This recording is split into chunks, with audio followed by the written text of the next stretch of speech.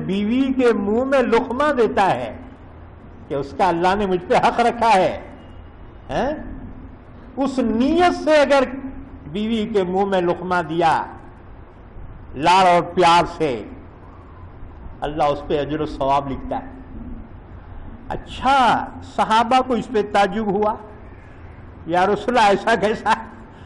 اس میں تو اس کی غرض ہے نا، جی چارہ ڈال کے شکار کر رہا، غرض ہے اس کی، اس میں ثواب۔ حضور نے فرمایا اور سنو، آپ نے فرمایا جو شخص اپنے بیوی سے جماع کرے اس پر بھی اجر و ثواب ہے۔ صحابہ کو تو اور حیرت ہوئی، یا رسول اللہ وہ تو اپنی خواہش پوری کر رہا ہے، اس پہ ثواب کیسا کیا؟ حضور نے فرمایا اگر یہ چیز دوسری جگہ کرتا تو گناہ ہوتا کہ نہیں ہوتا؟ او جی حرام ہوتا نہیں ہوتا؟ حرام ہوتا، اس پہ گناہ ہوتا، بس وہ گناہ سے بچ گیا ہے، لہذا اس پر بھی نیکی۔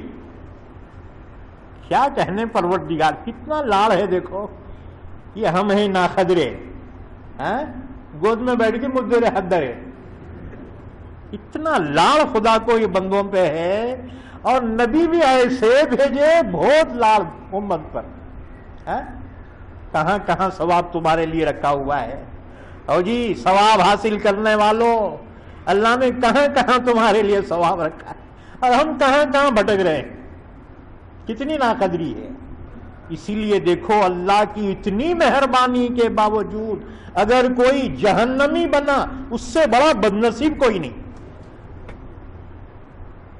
کہ اتنے سے بھی فائدہ نہیں اٹھایا، اس سے بڑا بدنصیب کیا ہو سکتا ہے؟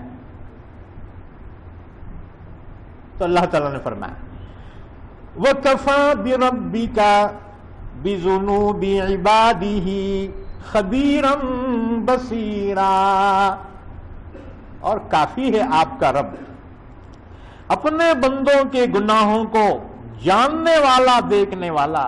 کوئی دیکھے نہ دیکھے اللہ تو دیکھ رہا ہے، کوئی دیکھے نہ دیکھے اللہ تو دیکھ رہا ہے۔ لوگوں کو ظاہر سے دھوکہ ہو جاتا ہے، بہت نمازی ہے، لوگ مطلب کیا نیک بندہ ہے، دیکھو خالی نمازاں دیکھے، اندر کے باریک کاماں دیکھے، ہاں جی انہیں کیا کر رہا، کہاں بیٹھ رہا، دن کہاں اس کی، راتیں کہاں اس کی، تنہائی کہاں اس کی، خیالات کہاں، کون جانے؟ اللہ کے سوا کوئی نہیں، اللہ کے سوا کوئی نہیں جانتا۔ لہذا اس اللہ سے ڈرو، اس اللہ کے خوف کی وجہ سے برائی سے رک جاؤ۔ اس لیے اللہ نے جب بھی کسی برائی سے منع فرمایا تو ضرور فرمایا واتقوا اللہ، بندو اللہ سے ڈرو۔ پوری دنیا کو دھوکہ دے سکتے ہو، دنیا کے قانون کی آنکھوں میں دھول جھونک سکتے ہو، لیکن خدا کو دھوکہ نہیں دے سکتے۔ وَهُوَ يَعْلَمُ مَا فِي الصُّدُورِ، وہ تو دلوں کے بھیدوں کا جاننے والا ہے۔ تم سب کو تو چلا سکتے ہو، اللہ کے سامنے نہیں۔ اللہ سے ڈرو، اور جس کے دل میں جتنا خوف خدا ہوگا اتنا ہی برائی سے وہ بچے گا۔ جس کے دل میں جتنی اللہ سے محبت ہوگی اتنا ہی وہ نیک کام کرے گا، اسے سمجھانے کی ضرورت نہیں ہے۔ اللہ کی محبت میں جتنا بڑھے گا اتنا ہی وہ نیکیوں میں بڑھے گا، اور اللہ سے جتنا بے خوف ہوگا اتنی ہی وہ گناہوں میں بڑھے گا۔ دنیا کی کوئی طاقت، کوئی قانون اسے جرم سے نہیں روک سکتا۔ بھائی قانون تو ظاہر پر اپنا حکم جاری کرتا ہے، لیکن تنہائی پہ، دلوں کے بھیدوں پر کسی کے قانون کیا چل سکتا ہے؟ ایک بات سمجھ میں، اسی وجہ دنیا میں دیکھو، دنیا میں قانون بنتے ہیں اور قانون توڑتے کون ہیں؟ عوام نہیں توڑتی، قانون کے بنانے والے، رکھوالے وہی توڑتے۔ ارے تو ایسا کر، میں ہوں نا، ایک بات سمجھ میں، اسی لیے ہم دیکھتے ہیں تجربہ یہ ہے کہ جس زمانے میں جس چیز پر پابندی لگتی ہے اس زمانے میں وہ چیز پہلے سے زیادہ ہوتی. پہلے یہ پوڑی کھاتے ہوں گے گٹکا، بند ہونے کے بعد 4 کھا رہے. قانون یہ کوئی ایسی چیز نہیں ہے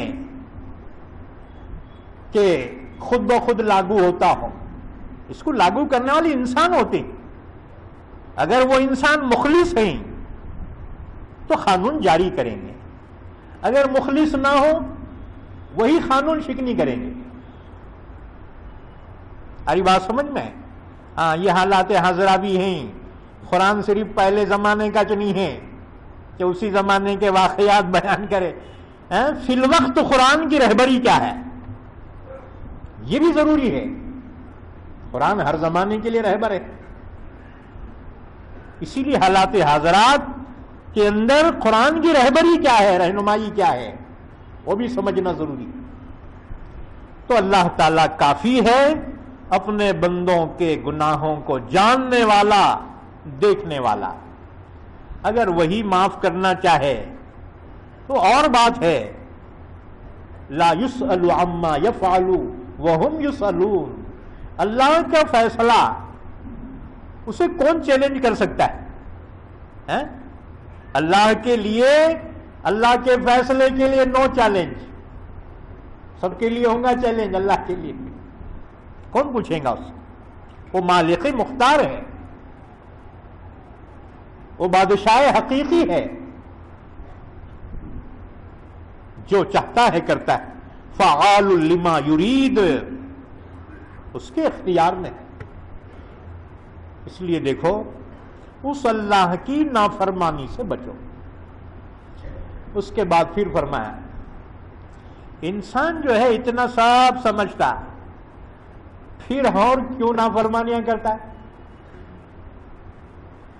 قرآن پڑھا، حدیثاں پڑھا، روزانہ دین کی باتیں سن رہا، پھر غلطیاں کیوں ہو رہی اس سے؟ پھر گناہ میں اور کہیں کو جا رہا. یاد رکھو، انسان کو اللہ نے دنیا میں جو بھیجا ہے آزمائش کے لیے بھیجا ہے. دونوں چیزیں ہیں یہاں، اور انسان میں دونوں صلاحیت رکھی. وَنَفْسٍ وَمَا سَوَّاهَا فَأَلْهَمَهَا فُجُورَهَا وَتَقْوَاهَا. دونوں صلاحیت رکھی. انسان برا بننا چاہے وہ بھی صلاحیت ہے، نیک بننا چاہے وہ بھی صلاحیت اللہ نے رکھی. اور دونوں قسم کے اسباب بھی رکھے. دنیا میں بگڑنے کے بھی اسباب ہیں بگڑنے والوں کے لیے، اور سدھرنے کے بھی اسباب ہیں سدھرنے والوں کے لیے. اور یہ اس لیے آزمائش، اگر ون وے ہوتا تو آزمائش ہوتی. آزمائش نہیں بولتے اس. یہ دنیا آزمائش کی جگہ ہے، امتحان کی جگہ ہے. تو اللہ تعالیٰ دونوں اسباب رکھا ہے. آزمانا چاہتا ہے کہ دیکھیں کون نیک عمل کر کے آتا ہے. اِنَّا جَعَلْنَا مَا عَلَى الْأَرْضِ زِينَةً لَهَا لِنَبْلُوَهُمْ أَيُّهُمْ أَحْسَنُ عَمَلًا. یہ ساری رونق زمین کے لیے ہم نے بنائی. انسان کو کیوں بنایا؟ لِنَبْلُوَهُمْ، تاکہ ہم اس کو آزمائیں. أَيُّهُمْ أَحْسَنُ عَمَلًا، کہ کون ان میں سے نیک عمل کر کے آئے گا. آزمائش ہے، اور آزمائش دونوں اسباب رہے تو ہی ہو سکتی ہے، ون وے سے آزمائش نہیں ہوتی. لہذا دونوں چیزیں رکھی. اچھا، اسی آزمائش میں دیکھو انسان اگر اللہ کے احکامات کے مطابق زندگی گزارتا ہے تو یہ انسان کامیاب ہوتا ہے. اور اگر دنیا میں مبتلا ہو گیا دنیا کی محبت میں تو دنیا کی محبت آخرت سے غافل کر دیتی. دنیا کی محبت آخرت کی چیزوں سے غافل کر دیتی. اور انبیاء کرام جو تشریف لاتے ہیں نا، آخرت کی کامیابی کس طرح سے حاصل ہو سکتی ہے، اس دنیا کے اسباب میں سے انبیاء اس کی رہنمائی فرماتے ہیں کہ دنیا میں رہ کر دنیا کی چیزیں استعمال کر کے تم آخرت میں کامیاب کیسے ہوں گے، کیونکہ اصل زندگی آخرت کی ہے. وَإِنَّ الدَّارَ الْآخِرَةَ لَهِيَ الْحَيَوَانُ، ہمیشہ رہنے والی زندگی. وَلَلْآخِرَةُ خَيْرٌ وَأَبْقَىٰ، آخرت دنیا سے بہتر ہے اور باقی رہنے والی ہے. تو انبیاء کرام کی تعلیمات کا خلاصہ یہ ہوتا ہے کہ بندے اس دنیا میں رہ کر دنیا کی چیزوں کو استعمال کر کے آخرت کی زندگی میں کامیاب کیسے ہو سکتے ہیں. اب انبیاء کرام اس کے طریقے بتلاتے کہ دنیا کی چیزوں کو استعمال کرو اللہ کے حکم کے مطابق اور نبی کے طریقے کے مطابق، تو تم دنیا میں رہ کر آخرت کے لیے کامیاب ہو جاؤ گے، جنت کے لیے سلیکٹ ہو جاؤ گے. امتحان یہاں ہے، جیسے دیکھو کسی بھی کالج میں داخلہ ہونا ہے تو ٹیسٹ ایگزام ہوتا ہے، ٹیسٹ ہوتا نہیں اس کا، جس کا ریزلٹ اچھا ہے نا جس کالج کا، انہوں ٹیسٹ لیتے ہیں.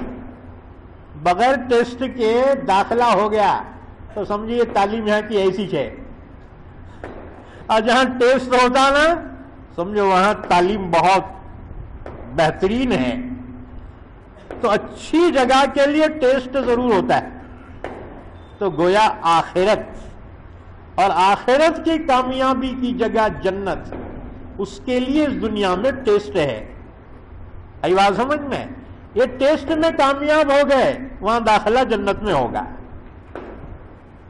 تو اللہ تعالیٰ نے انبیاء کرام کے ذریعے سے زندگی گزارنے کا طریقہ بتایا کہ یہ زندگی گزار کر تم آخرت میں کیسے کامیاب ہوگے اور اللہ کی محبوبیت کیسے حاصل ہوگی. تو ظاہر بات ہے کہ جو اللہ کے احکامات اور انبیاء کی تعلیمات کے مطابق زندگی گزارتا ہے تو اس کا مطمع نظر آخرت ہوتی. دنیا کی چند روزہ کامیابی کے لیے اپنی ہمیشہ کی آخرت برباد نہیں کرتا. تو جس کے سامنے آخرت ہوتی ہے وہاں کی کامیابی وہ دنیا میں مختصراً ضرورت کے لیے کماتا ہے، استعمال کرتا ہے، لیکن دنیا کو مقصود نہیں بناتا. اور جسے آخرت پہ بھروسہ نہ ہو، انبیاء کی تعلیمات پر جسے یقین نہ ہو، تو وہ شخص آخرت کی بجائے اپنی دنیا سنوارنے میں لگ جاتا ہے. اس کا مطمع نظر دنیا ہوتی ہے، اس کا مقصود دنیا ہوتی ہے، اور وہ دنیا کے لیے کماتا ہے، دنیا کے لیے استعمال کرتا ہے، اور دنیا ہی اس کا مقصود مطلوب ہوتی ہے. اللہ تعالیٰ نے فرمایا اے دنیا کے طلبگاروں، دنیا بھی ہم ہی دیتے ہیں، دنیا کی نعمتیں بھی ہم ہی دیتے ہیں، اور آخرت کی کامیابی کے طلبگاروں، آخرت کی کامیابی اور وہاں کی نعمتیں بھی ہم ہی دیتے ہیں.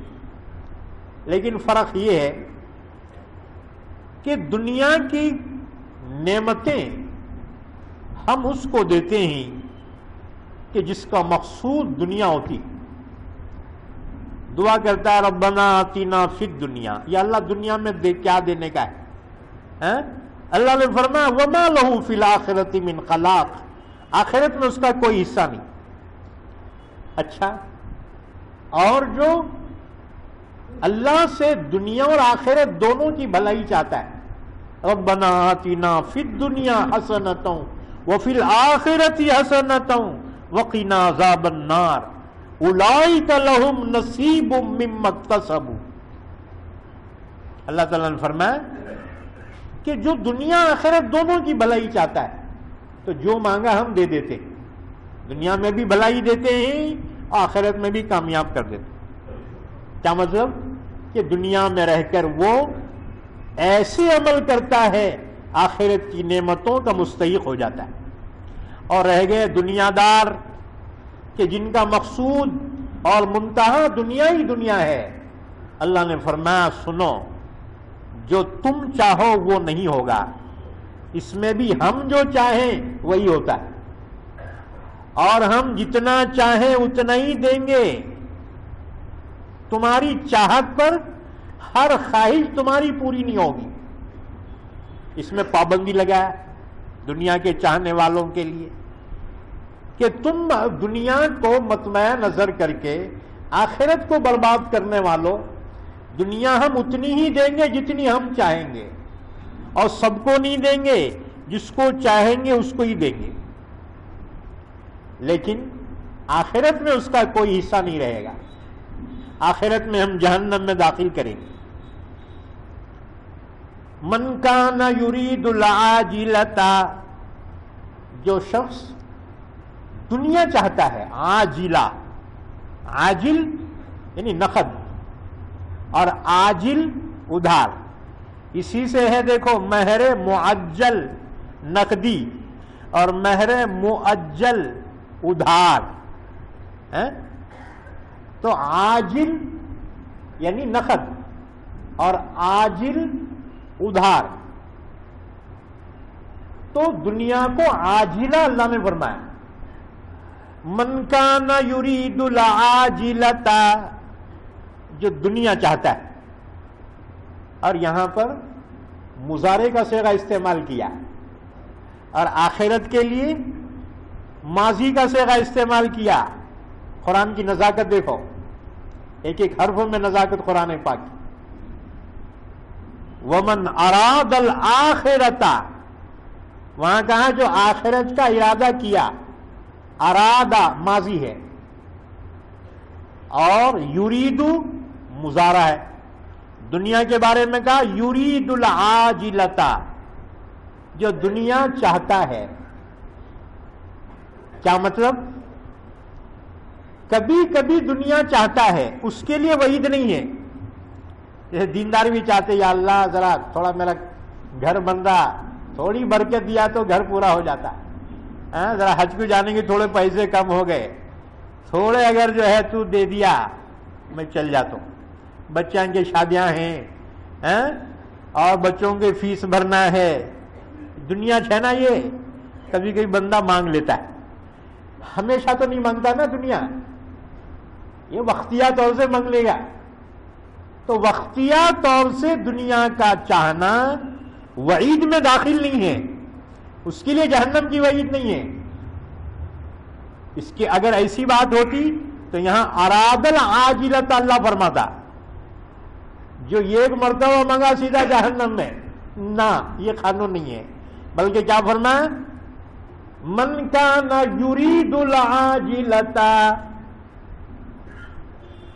دنیا چاہنے والے وہ جہنمی ہیں جو دنیا ہمیشہ ہی چاہتے ہیں. آخرت کی کبھی فکر ہوتی نہیں ان کو، آخرت کی سوچ بھی نہیں آتی، جنت جہنم کا خیال بھی نہیں آتا. دنیا میں اتنے پھنسے ہوئے ہیں، ہر وقت دنیا ہی دنیا. نمازاں پڑھیں گے، اللہ کاروبار میں برکت دیں گا اس لیے پڑھ رہا ہوں، نماز بھی دنیا کے واسطے.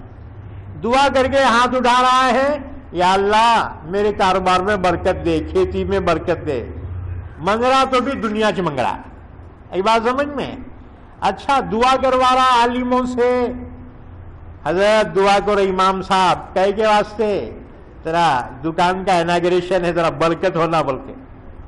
یعنی اس کی عبادت بھی دنیا کے واسطے، دعا بھی دنیا کے واسطے.